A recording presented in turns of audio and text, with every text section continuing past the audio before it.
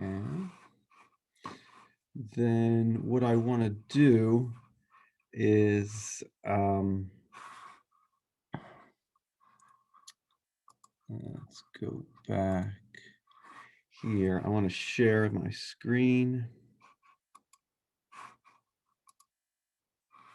Then I want to go here. Get rid of that guy. All right. So last time or yesterday, we were talking about the different types of equilibrium problems that you could face in this chapter. And the first type that we looked at was type A, which is kind of a plug and chug type of a problem. And it's just based off of the definition of the equilibrium constant using the law of mass action. So in these type of problems, you're given some reaction. And as soon as you're given this reaction, in this example, the production of ammonia, you can define the equilibrium constant for that reaction. So it would, according to the definition, the concentrations of the products to their stoichiometric coefficients over the reactants to their stoichiometric coefficients.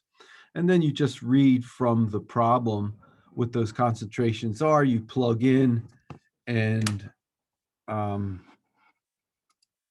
you just go ahead and solve that problem. All right, then we looked at a couple other equilibrium problems yesterday, which I categorize as type B and C. So A is just plug in the values using the definitions. B is calculate the equilibrium concentrations given initial conditions, and then one at equilibrium. And it doesn't matter which one, whether it's a reactant or a product or whatever, as long as you have it one at equilibrium, you can calculate its change and then use the stoichiometric coefficients of the balanced chemical equation to calculate the changes of all the others. Then you add up the rows to find the equilibrium concentrations, and then that's a type A equilibrium problem. So we looked at that yesterday. We took a look at this example, and then we took a look at this example. And again, just to show you what's going on here in the problem, they give us information to deduce the initial concentrations. And sometimes we'll have to read between the lines and pick out those zeros if they didn't give us any. And then they give you in the problem one at equilibrium. From that, you calculate its change. Then you use the stoichiometric coefficients of the balanced chemical equation to deduce what the changes must be for the others. And then you just add them up, and it becomes a type A equilibrium problem where you just plug and chug. We also discussed a little bit yesterday, and you might go back and check out that video of how we would determine the signs in the change column, whether that reaction is shifting to the right or to the left to reach equilibrium. And that's where Q can be helpful in a certain situation. And that situation where Q, the reaction quotient, is helpful is when you're given the equilibrium constant value and initial conditions. You can calculate Q, which is defined the same way as the equilibrium constant, and then compare it to equilibrium constant to see where you are in relationship to equilibrium as far as these initial concentrations.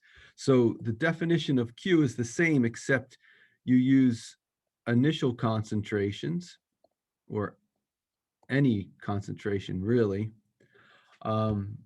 here to find Q. Now, if Q turns out to equal K, then you know that these initial concentrations were also equilibrium concentrations.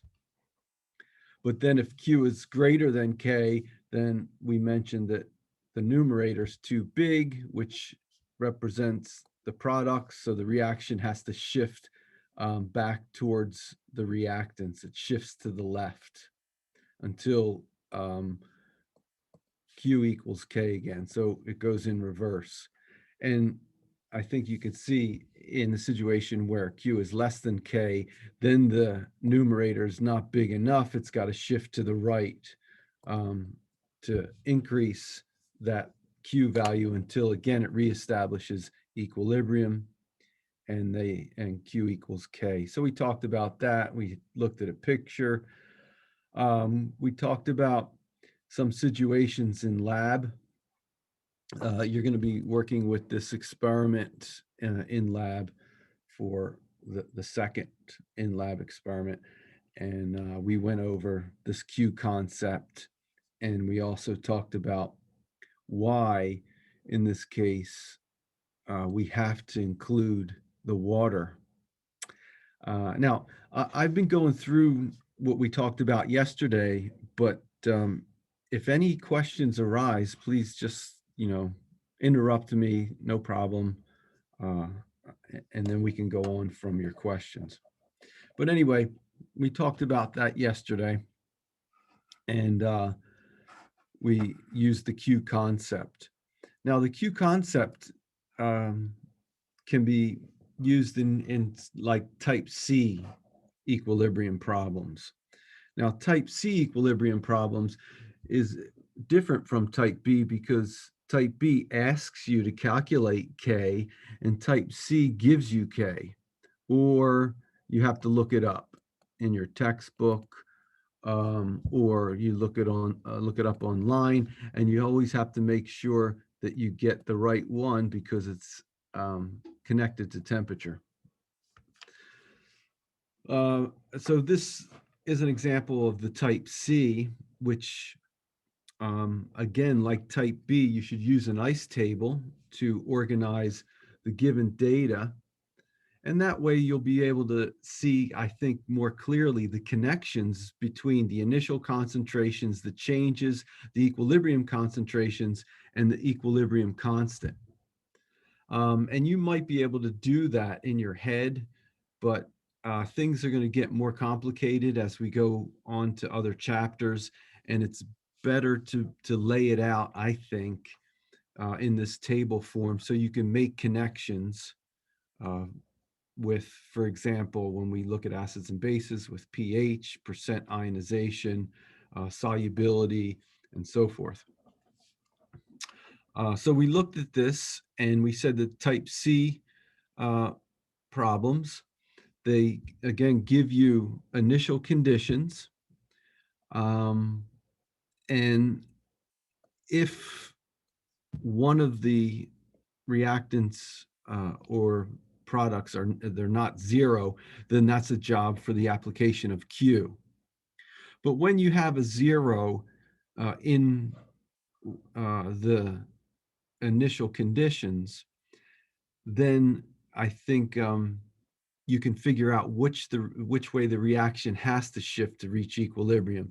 For example, in this type C problem, they give you sum of all the reactants and no product. So it can't possibly shift to the left because you can't take nothing and make something from it. So it's got to shift to the right, and therefore you know that the sign in the change column under the reactants, they're going to be negative, while under the products is going to be positive. Also, we pointed out last time that the stoichiometric coefficients come into play in these type of problems in two spots. In the change row, you have that stoichiometric coefficient multiplied by the algebraic parameter x, some unknown. We don't know how much it's going to change. We're going to figure that out from the problem. And then we'll be able to figure out what the problem asks, which is, what is the equilibrium concentrations? So we know we can set up this problem in terms of that algebraic parameter x, this amount that changes, which are connected as far as all the reactants and products are concerned. So any change in one creates a change in the other, and it's connected by that stoichiometric coefficient.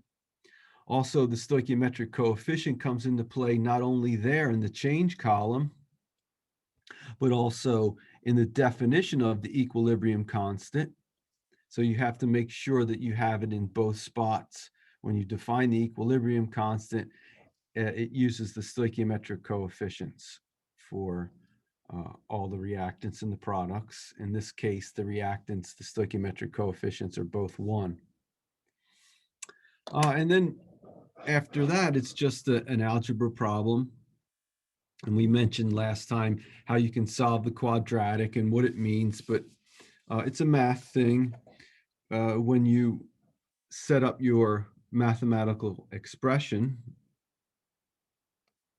you need to group like terms and get it into the form where you can define A, B, and C according to the quadratic formula.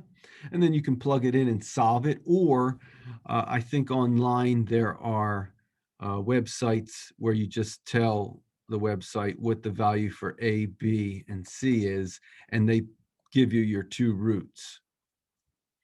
Last time we mentioned that there's always going to be one non-physical, unreal root and only one true one that can be possible.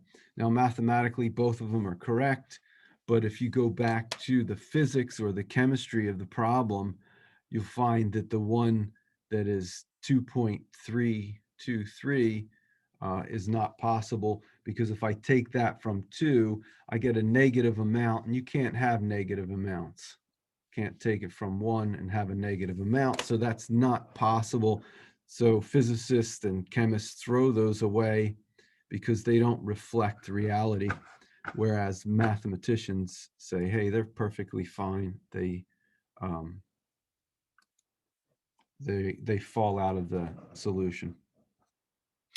All right, and then last time we talked about Le Chatelier's principle, which is a very simple principle, and it just says given a reaction at equilibrium, so you have to start at that starting point, reactions at equilibrium.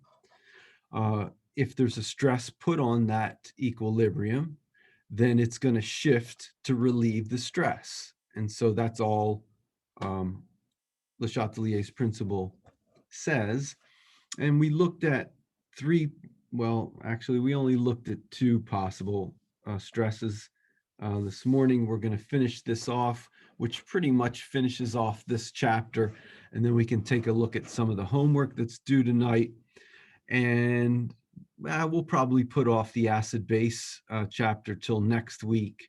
Now, next week is our first exam 1 week. But we're still going to meet on Tuesday and Wednesday informally for questions, anything that's on your mind concerning any of the topics that's going to be on the test or in lab, the usual.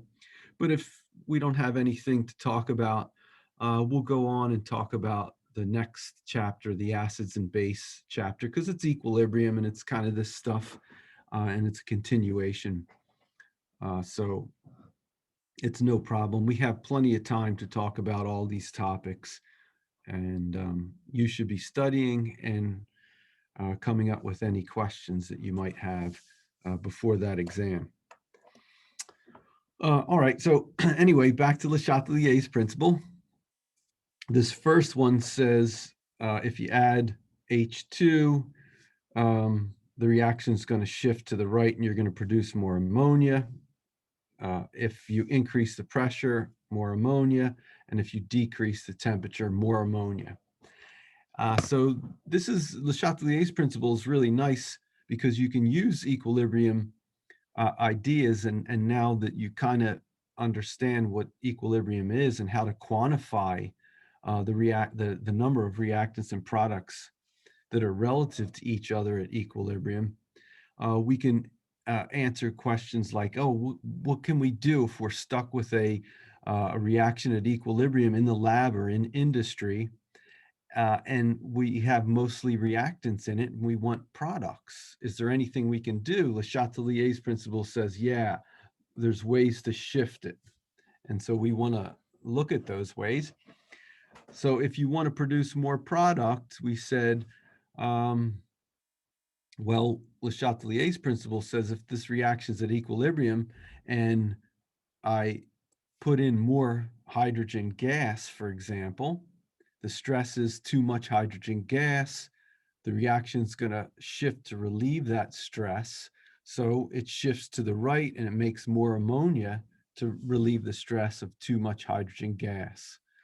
And that works with not only too much, but if I was able to decrease the concentration of the product, ammonia, that would result in the same shifting. The stress would be not enough ammonia, so the reaction shifts to the right to produce more ammonia. And we looked at an industrial consequence of Le Chatelier's principle last time, and I think it's right here. Where is it? Come on. Oh, past it. So this industrial consequence of Le Chatelier's principle says, check it out. If we keep the concentrations of the reactants high by pumping them into the reaction chamber, we have a reaction that takes place, and we cool it off to siphon out the product, then we keep the product concentration low, we keep the reactant concentrations high, and both of those consequences result in shifting to the right towards more product. So, we don't learn these concepts for anything. It's to have power over reactions and be able to dictate what you're going to end up with. Pressure, we said yesterday that pressure really only affects gases under normal conditions. So we're not looking at conditions outside of the chemistry lab that you'd see here on campus. And so changes in pressure only affects the gases in that equilibrium. So if I had an equilibrium with no gases, and I change the pressure, then Le Chatelier's principle says, well, there's no way to relieve any stress, and it would not shift. But if I have some gases in my equilibrium and I increase the pressure, the shift is going to be to the side with the fewer moles of gas. And so that's to the right here because I have 2 moles of product versus 4 moles of reactant. So there's going to be a shift to the right towards product. And that's pretty much where we left off last time. The rest was just some more conversations and backing up of those 2 effects. And we left off here for the temperature effect. Now, the temperature effect, I think, is most easily understood in terms of this, of exothermicity and endothermicity. So we know that we can have 2 different types of reactions. Let's say let's just say A goes to B. And let's say that's an exothermic. And let's say C goes to D, and we'll say that's endothermic. What happens when we change the temperature for these reactions? Will there be a shift according to Le Chatelier's principle? An easy way to look at this is to treat the heat either absorbed or given off as a product or a reactant. So I want to ask you guys, in an exothermic reaction, would you consider heat to be a reactant or a product? Product. Yeah, product. So for this reaction, it's exothermic, so I'll just put heat as my product. And for endothermic, you know, it's going to be a reactant. It absorbs heat. Now, figuring out what Le Chatelier's principal effect would be for these reactions is easy because we can treat it now like we did before when we were looking at the increased concentration of a reactant or a product. So for example, um, if I consider this reaction here at equilibrium and I increase the temperature, Le Chatelier's principle says, all right, the reaction is under stress. There's too much heat. You know, the temperature's too high. How can this shift to relieve that stress of too much heat? Anybody? Which way is it got to shift? To the left? Yes, shifts left. See, it's easy. If you just look at it in terms of that first Le Chatelier's criterion, changes in concentration. And if I decrease temperature, then the stress is not enough heat. Which way does Le Chatelier's predict it's going to shift? Yes, Right. I do. Yeah, thanks. You're right. And then we can do the same thing for endo. Increase temperature. Let me just ask you, what's the stressed?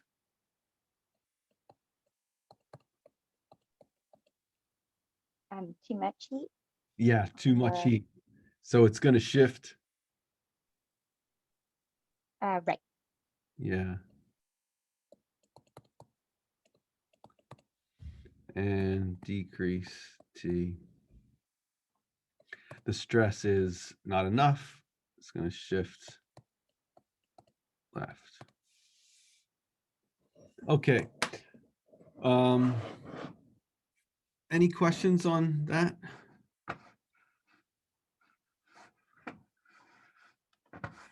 All right. Then the oh, this is just an example that I did in the lab, and I looked at this equilibrium where this reactant was pink, a product is blue, and the reaction is endothermic. Delta H is greater than 0, so heat would be over here. So at high temperatures, too much heat, this reaction would shift which way at high temperatures? Right. Yeah, and so you would expect the mixture to look bluish. At low temperatures, not enough heat, you'd expect it to shift to the left and it would look pink. So I went to the lab and I did that.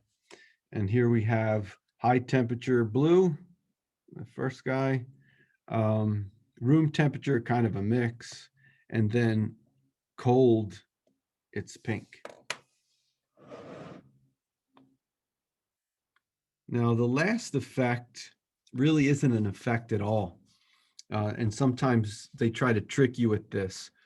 So the problem might be this reaction is at equilibrium, we add a catalyst, which way does it shift? The answer is it doesn't shift at all. So how to understand that is maybe drawing one of those potential energy diagrams with reaction coordinate. And we'll make this guy an exothermic reaction. So it kind of looks like that. So if I add a catalyst, what a catalyst does is it lowers the activation barrier. So the reaction gets to equilibrium quicker, but it doesn't change the amount of reactants and products at equilibrium.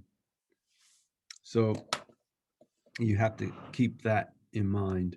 And that's all there is for the topics in this equilibrium chapter. So you see, we spent much more time on the kinetics than the equilibrium, and the exam is going to reflect that time difference. So you'll have more questions for your exam dealing with kinetics. All right, let's get rid of that.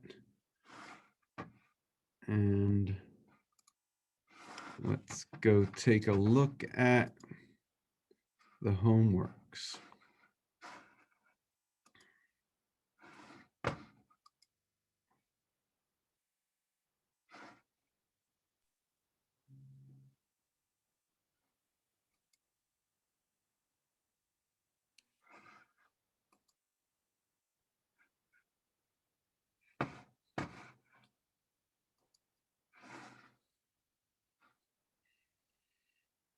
All right.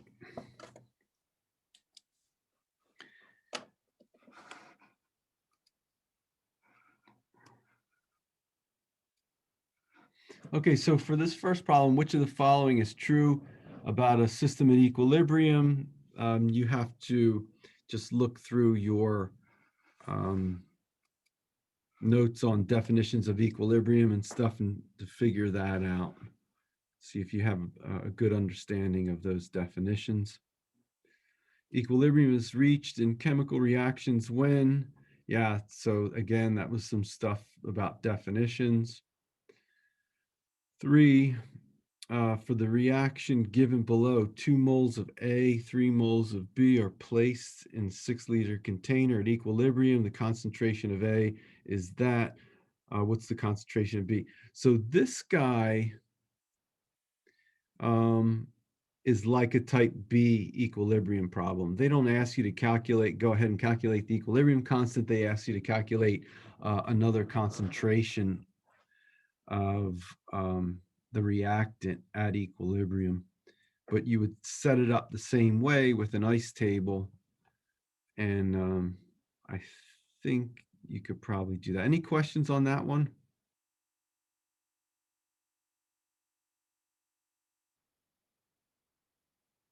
Okay. Question 4. The value of the equilibrium constant K is dependent on the temperature of the system, the nature of the reactants and the products, the initial concentration of reactants, the initial concentration of products. So again, that has you thinking about what the equilibrium constant is and what it's dependent upon. Any questions on number 4? I have for like the concentration of the products. Mhm. Is that still, because I know that when we see like, oh, when there's too much product, then Mhm. we go the other And way. it's going to shift, yeah. Yeah. But okay, so that's good. All right. So look what the question is saying here. It says the value of the equilibrium constant is dependent upon, and then when we get down here, it talks about initial values, right? Mm-hmm. And so we know that the equilibrium constant is defined with equilibrium concentrations of the products to their stoichiometric coefficients over the reactants,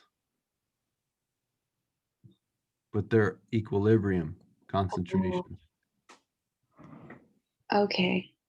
Yeah, so see, you got to read between line. We don't even use this notation. It's assumed that these are equilibrium because we're talking about the equilibrium constant. Mm-hmm. So Okay. it's tricky. It's very tricky. So I think my advice is to take your time, think about what they're saying, and try to put it together with the definitions. So when in doubt, go back to the definitions and see if you can figure it out.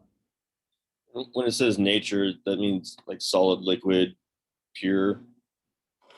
Yeah, I think it means like the nature of the reactants and products. Are you dealing with a combustion reaction, an acid-base reaction, a radical type reaction. It's the specifics of. So not solid, aqueous. Well, no, I think that goes in there too. Okay. Yep. Yeah, it's just everything about the reactant and the product. So if, in other words, if I change the identity of a reactant, will that change the equilibrium constant? And yeah, it's going to change the reaction. Yeah. I would think. Yeah, thanks for the question though. All right, let's see what we got in number 5. If the equilibrium constant for that reaction is that, then the equilibrium constant, oh, this is something I kind of skipped over and I didn't go into too much detail. And that's how some equilibriums can be related to others, and therefore their constants are related. And I think there's a whole series of questions. And the idea is that you'll figure this out on your own, but it's kind of, it's going to take some playing around with. For example, let me kind of tell you what I'm talking about. If I have some reaction, say A in equilibrium with B, then I know how that K is defined.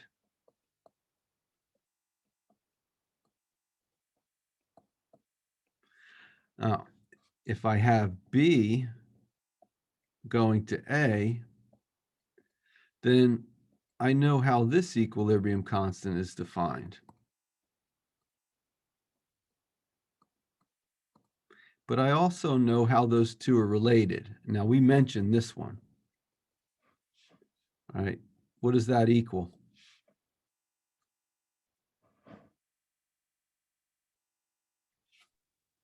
K2 It would equals, be 1 over.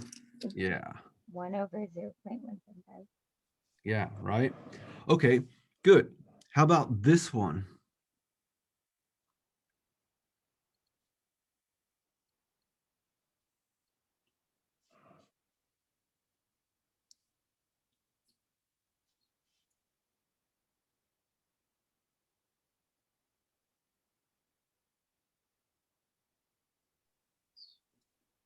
It would still equal K1, right? No, So K to the N. yep. Here, let's see. So this would equal K1, anybody? To the second power N. Yeah, sure. See how it looks here compared to here?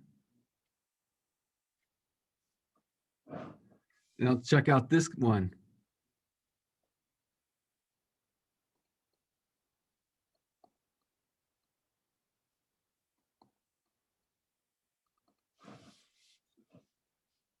How would I do that?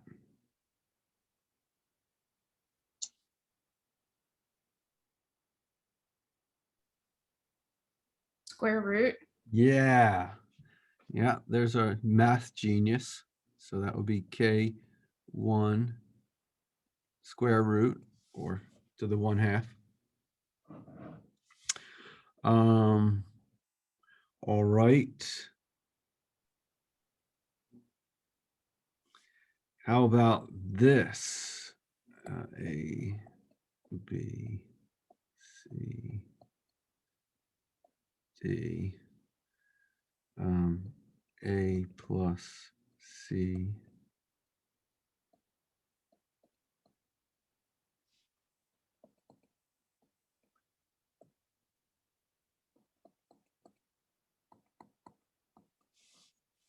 Anybody know what K3 equals?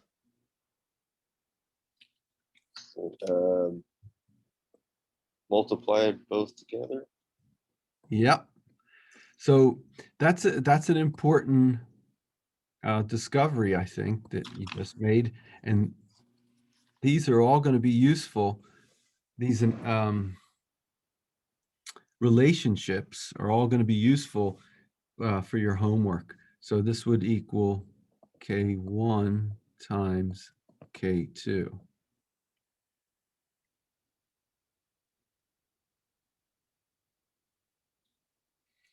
And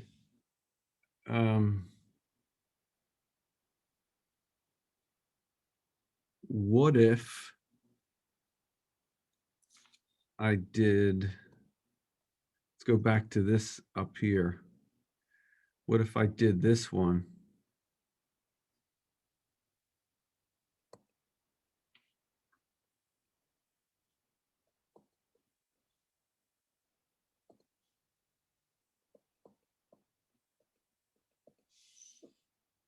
What's that equal?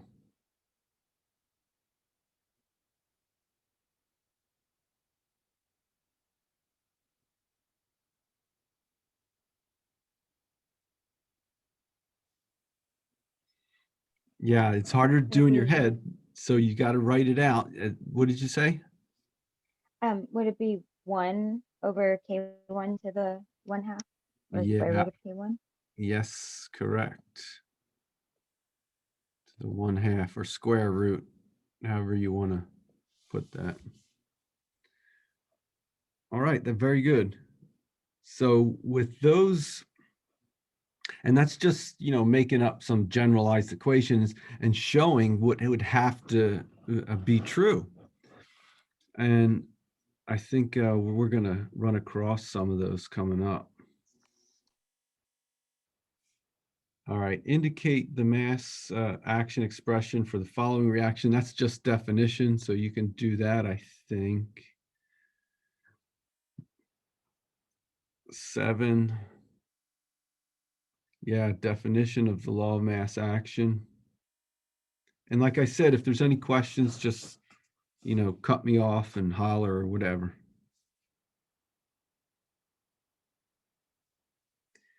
Oh, here we go.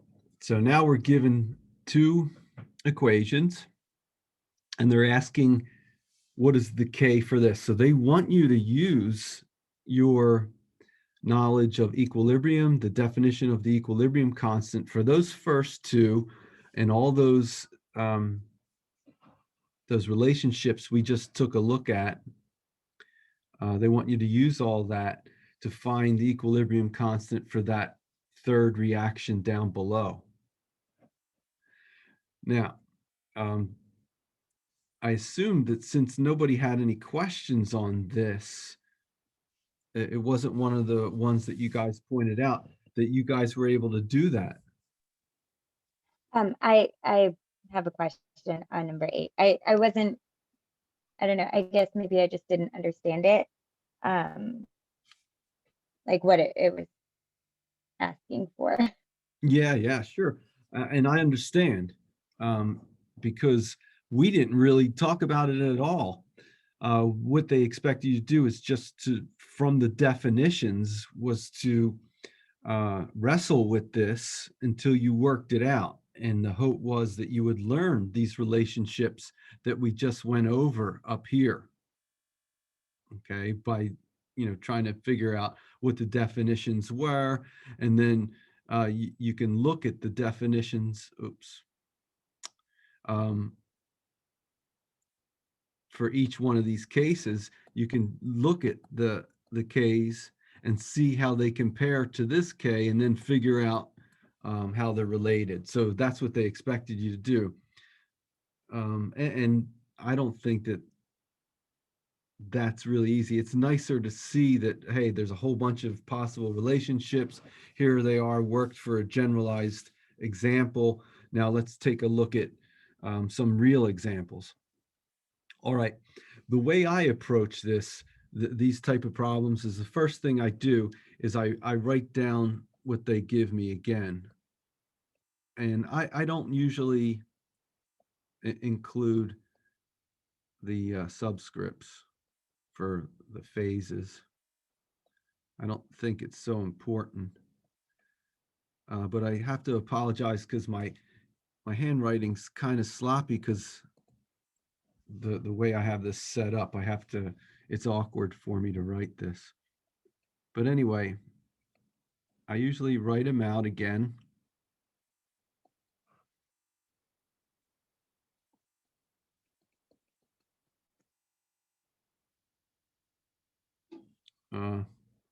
Sorry about that. I must have hit something that I shouldn't have hit. Here we go. 1/2 O2. And then they ask for this guy over here, 2 copper plus oxygen to CuO. All right. Now, this is the K that I want. And they're giving me K1 and K2, and I have to somehow rewrite K3 in terms of K1 and K2. So I look at the reaction that K3 represents, and I see that I need a copper solid over here. And then I look up here and I see, oh, here's a copper solid in the first guy, right? But there's a difference in the stoichiometric coefficient. All right, now I'm looking at again over here, I need an oxygen, and I have this oxygen here. And so it looks like that first one, the first reaction up here, is going the right way. The reactants and the products are probably correct.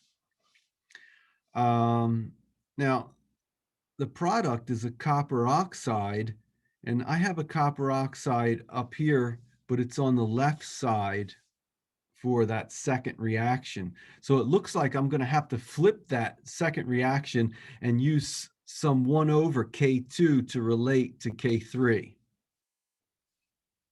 Right? Also, I have this stoichiometric coefficient of 2, and I have a 4. So I have to rectify that difference.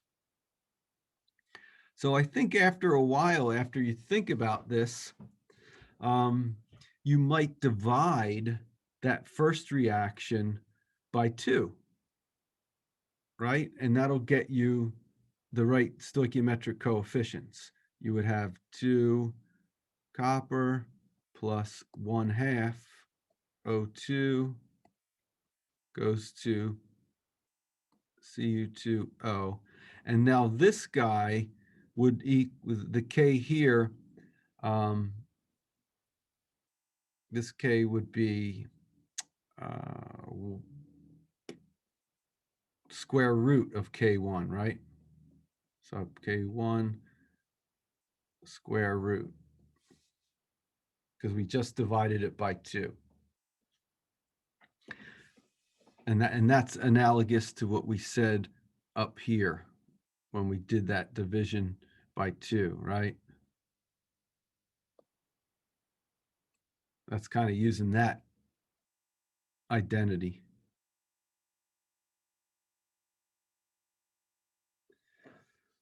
All right, so I know that's true. Now I'm going to use that second equation, but I'm going to have to flip it over, right? Because I need that copper oxide on the product side. So I'm just going to rewrite equation 2 right underneath that last one, and I'm going to interchange the reactants with the products.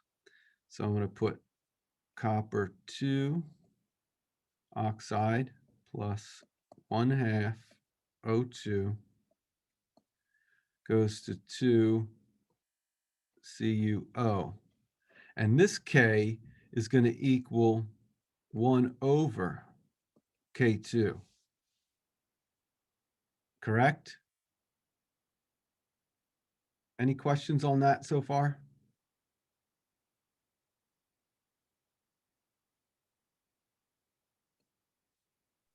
Okay. No, that makes Yeah, that makes sense. And so now I think you can see once you have those two, now you can add them up. When you add them up, this guy drops out with this guy. Then I have 2 Cu plus 1/2 O2, that's O2. And the only thing I have left is CuO. I know that when I add up equilibriums, I should multiply their equilibrium constants. So this is going to equal K1 to the 1/2 over K2. And so there's your answer. Sorry, I didn't mean to do it for you, but I got carried away. So I that appreciate it. is that okay? Is that all right with you? You can look for more examples in your textbook. But it looks like it's what is that, C? Yeah, I think that answers C. Yeah. Okay. All righty. We haven't even gotten to the problems you wanted to look at yet. Shoot, how much time we got? We still have a half hour, so we have plenty of time. All right, 9. Which expression correctly describes the equilibrium constant for this reaction? All righty, that's definition again. 10. Consider that. How did the equilibrium concentration of the reactions compare to equilibrium? Okay, so this is testing you on your ability to look at the magnitude of an equilibrium constant and tell what the complexion or the relative amounts of reactants and products are going to be at equilibrium. So this equilibrium constant is 1 billion, 10 to the 9.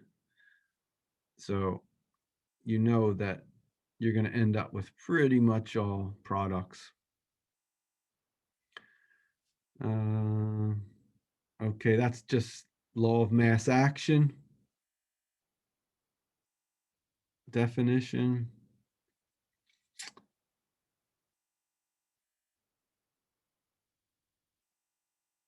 This is, again, just defining what the equilibrium constant is in terms of the concentrations of the reactants and the products, and then using what's given to calculate what they want.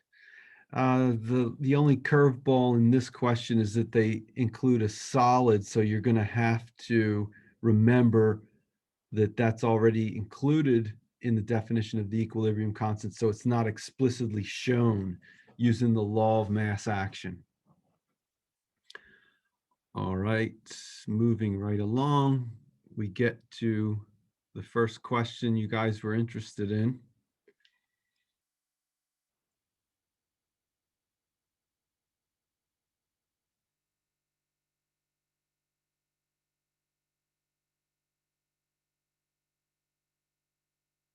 The value of Kp is. All right. So they give you a reaction at equilibrium. They tell you initially it has pure product, SO3, at this pressure. When equilibrium is reached, okay. Okay, let it go to equilibrium. If Y is the partial pressure of O2 at equilibrium, the value of Kp is, okay. So they want you to set up the ice table and solve it as though it was a type C equilibrium problem, but they don't ask you to solve for Y. They just want you to relate the equilibrium constant K to Y. So real quick, SO2 plus O2 to SO3. I have my ice table.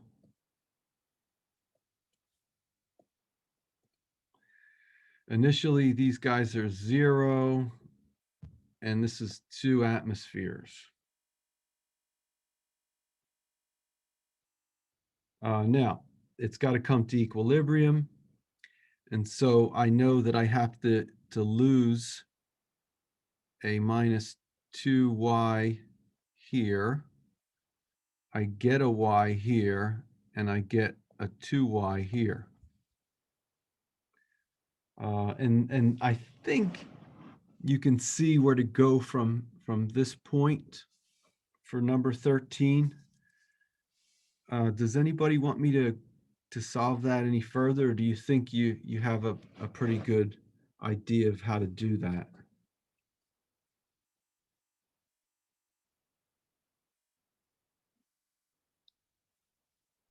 No? All right. I Yeah, think go- you might have a good idea of how to do it. Yeah, because now you're going to go next to the definition of the equilibrium constant based off of the law of mass action. Oh, and we're doing this in pressure, right? This is a KP, so not concentration. So KP is going to equal the partial pressure of SO3 squared over the partial pressure of SO2 squared times the partial pressure of O2. And so you're going to figure out what they are in terms of Y at equilibrium, and then you're going to plug those guys in here. And then you're going to identify with one of their answers.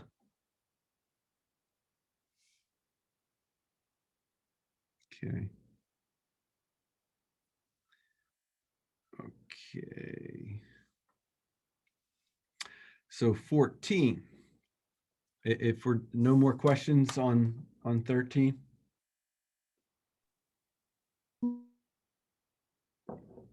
All right, so we're good up to this point. Let's see, the reaction quotient for the system is that. If the equilibrium constant is this, what will happen? Okay, so they're just asking you to brush up on the definition of the reaction quotient, what it's good for, and then they ask you to use it. So I'm not going to get into that because I think if you don't know what it is, you need to look up those definitions and work it out. Consider the following.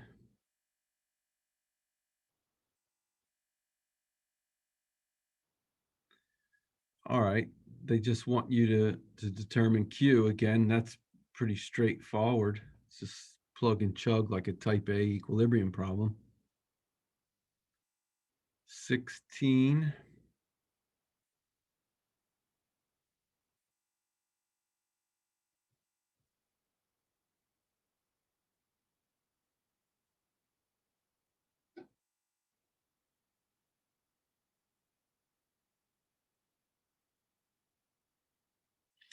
All righty.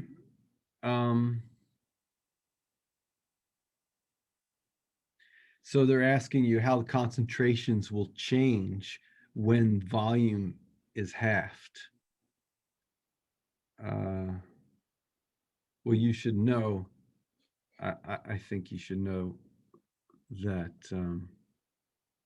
molarity, moles per liter, it's the volume. If this is halved, what's going to happen to that? It goes up. And that's for all of them.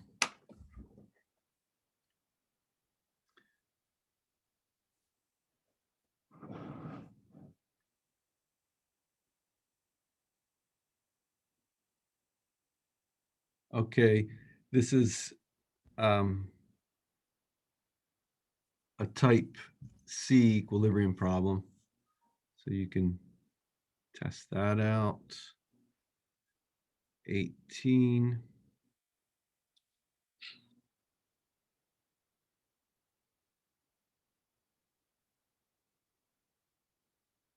This is a type B equilibrium problem. 19.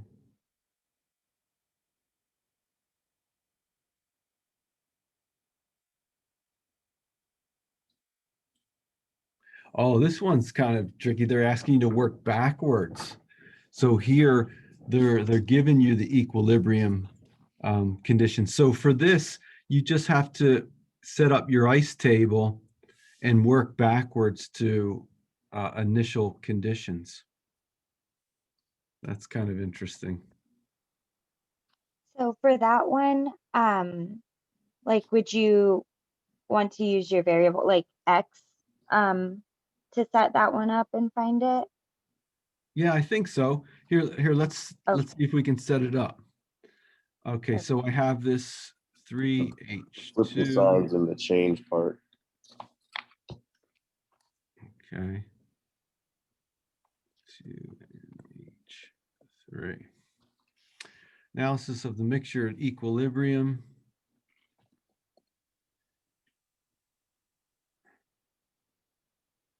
Two moles of N2.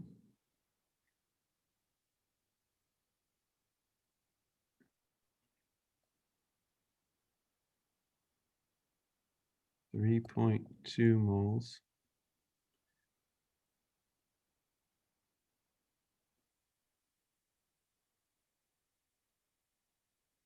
And 1.8.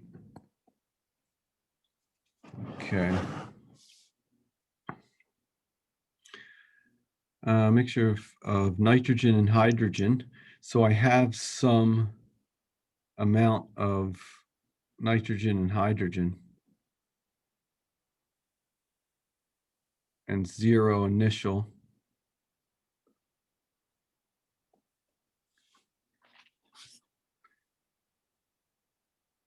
And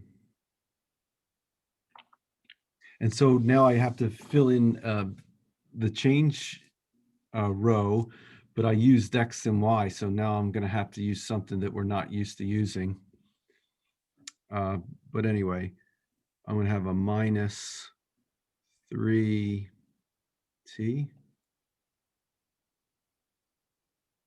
minus T plus 2T. And so you have to figure out what X and Y, what they are. And then I think that's your answer. They're asking how many moles of H2 were present. So they're asking for X. Okay. So, Okay, yeah, thank you. I think yeah. I can go from there. Yeah, because you can use this relationship to find T and then use that over here and this to find X. Yeah, it's just they're just asking you to set up another algebra problem using the definitions of equilibrium. How do we know that NH3 is 0 initially? Yeah, you got to read between the lines, and this is with all the equilibrium problems. So if you read the question, it says a mixture of nitrogen and hydrogen was allowed to come to equilibrium at a given temperature. That implies that you have a mixture of this, that there wasn't any NH3. Oh, And okay. yeah, and this is something not just in this problem, but other problems too, where if they don't talk about something initially, then you're going to have to assume that they didn't put any in. Mhm. Yeah, Okay. yeah, cool. Thanks for asking. Okay, that was 19. 20. So you have a solid placed in container and it's heated. At equilibrium, the total pressure in the container was found to be that. Calculate Kp. So I think you're going to have to, again, set up an equilibrium expression. And you know how those pressures are going to be related to each other at equilibrium. There's going to be a 2-to-1 ratio. And then you know what the total pressure is. Now, I think you might have to use Dalton's law of partial pressures, which is a Chem 200 concept. And what that says is that the total pressure, which is what they gave you, is a sum of the other pressures of all the gases in that mix. So from Chem 200, I know that 0.234 atm equals the partial pressure of N2O plus the partial pressure of H2O. So that's one of the equations you can use from Chem 200, along with the new equilibrium ones. Does anybody have any more questions on that, or is that good to get you going?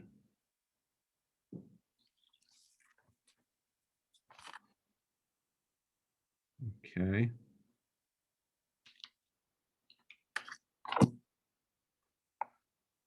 '21.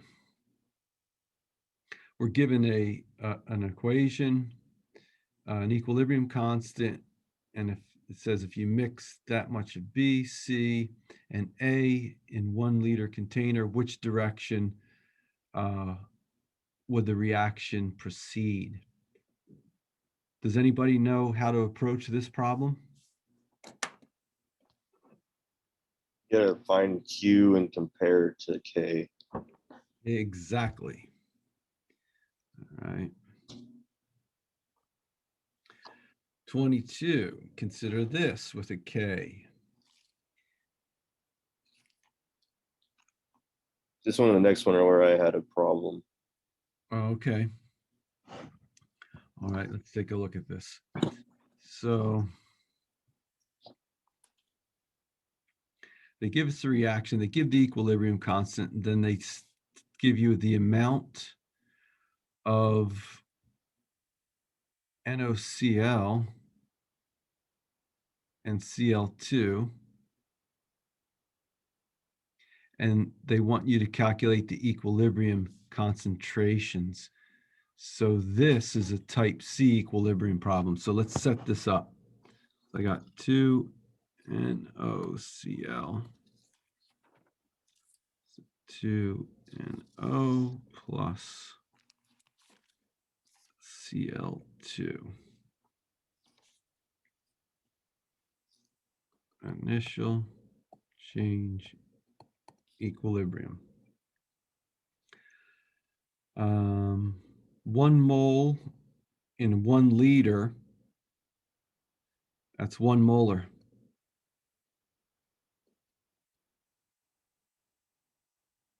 And 0.98 moles of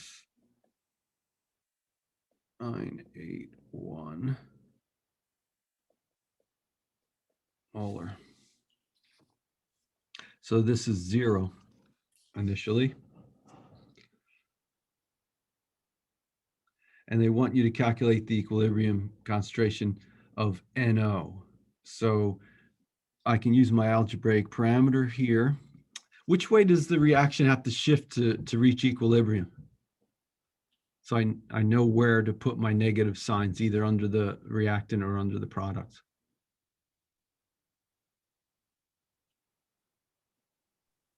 To the right, Right? Yeah, why? it creates Cl2. Why does it have to create Cl2?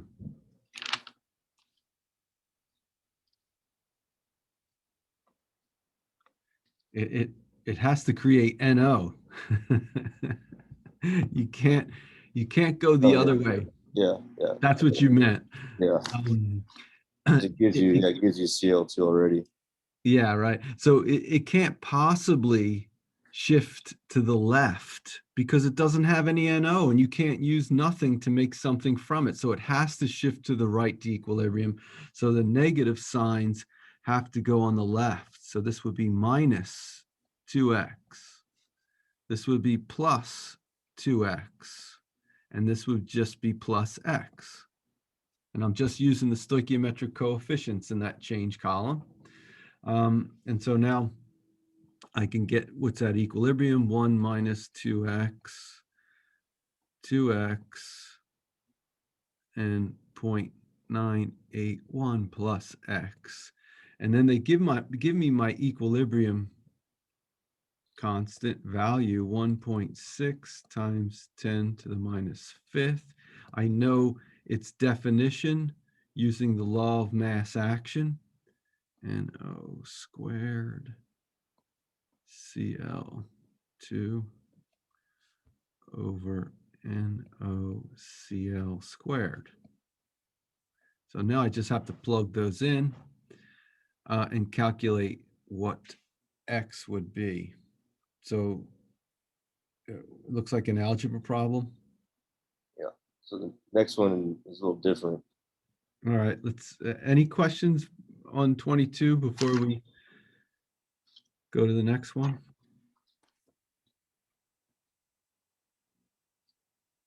Okay.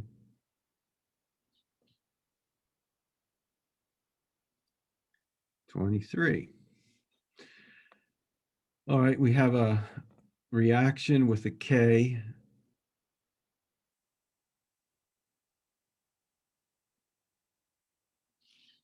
And they ask for the equilibrium concentration. So let's set this one up.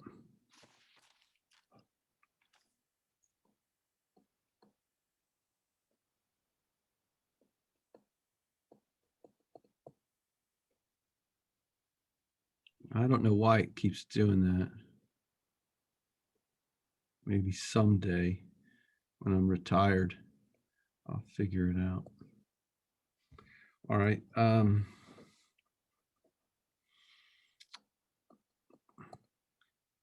Yeah, when in doubt, form a nice table. It helps you look at the information they give you and process it.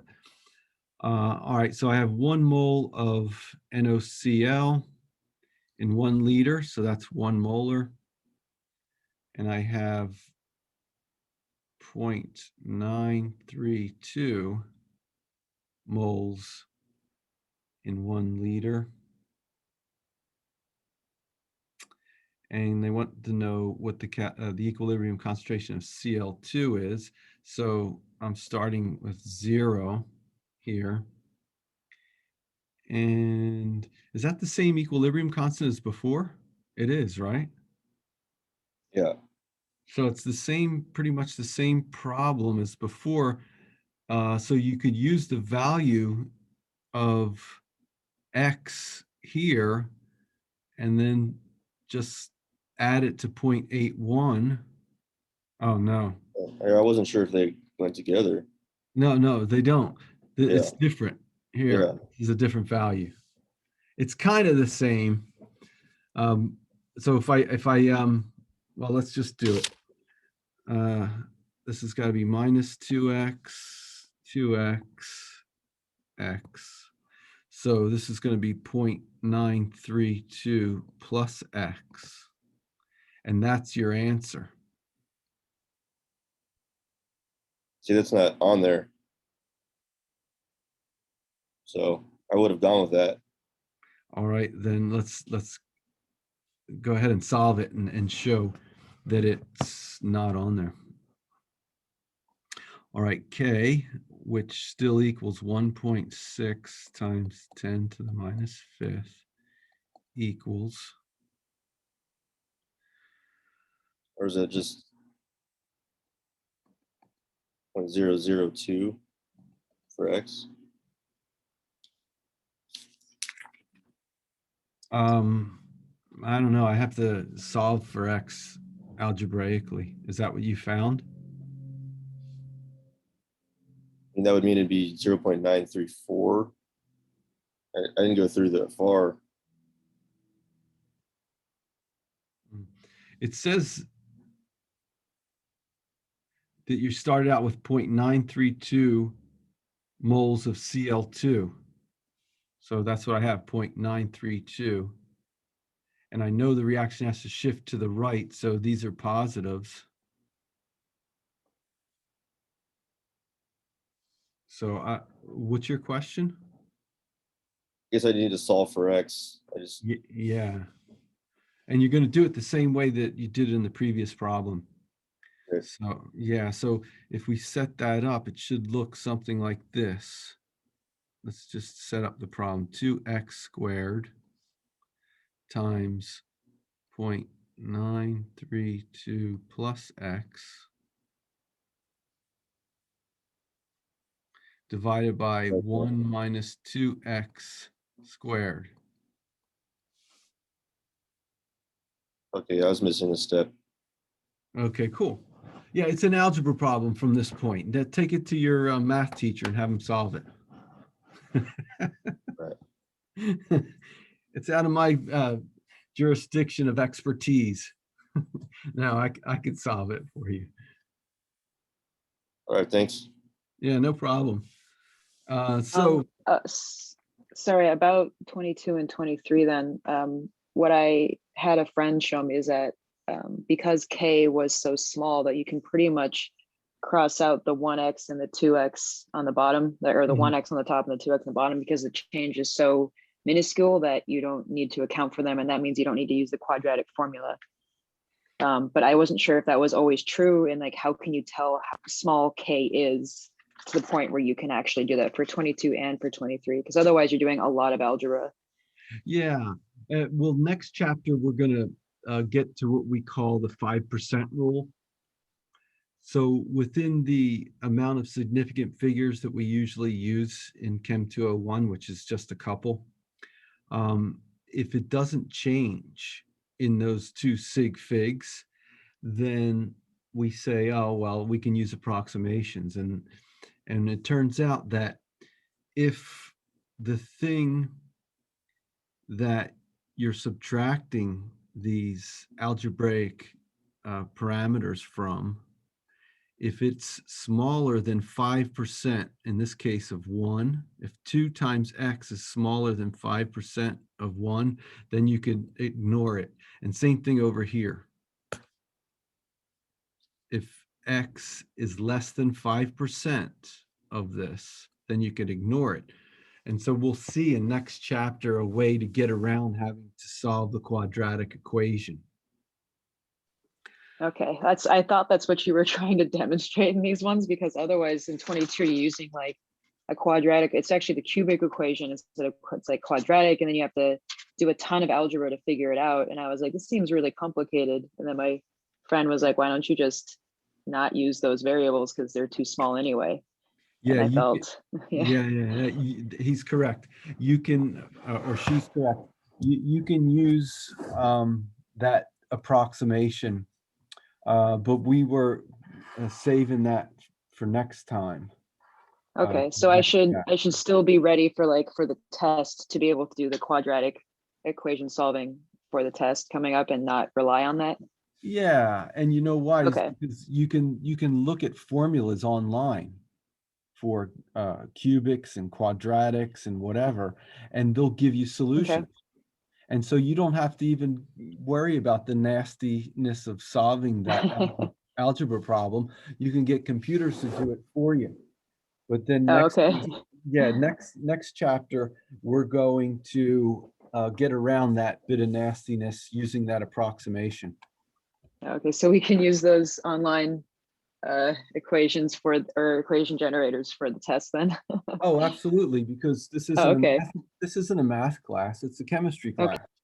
So All right, cool. yeah, you reduce it to a mathematical relationship and then say have the math department solve it. Mhm. All right, cool. That actually clears it up for me. Thank you. Yeah. Yeah, So thanks for that.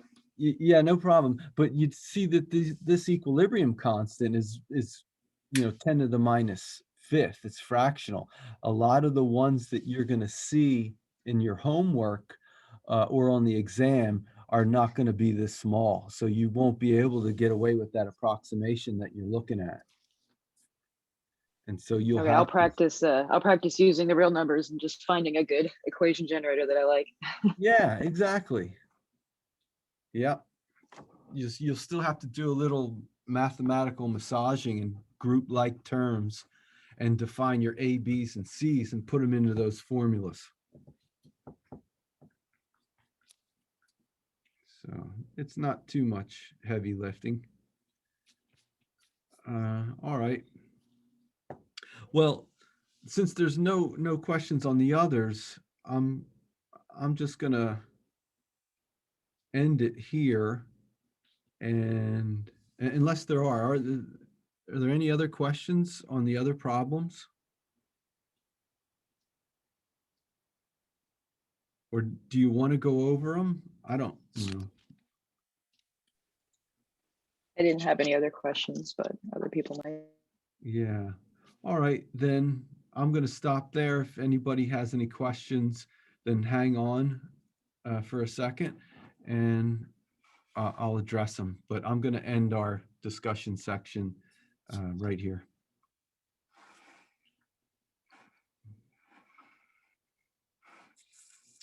All right, thanks. Okay, guys, thank you. Thank you. you.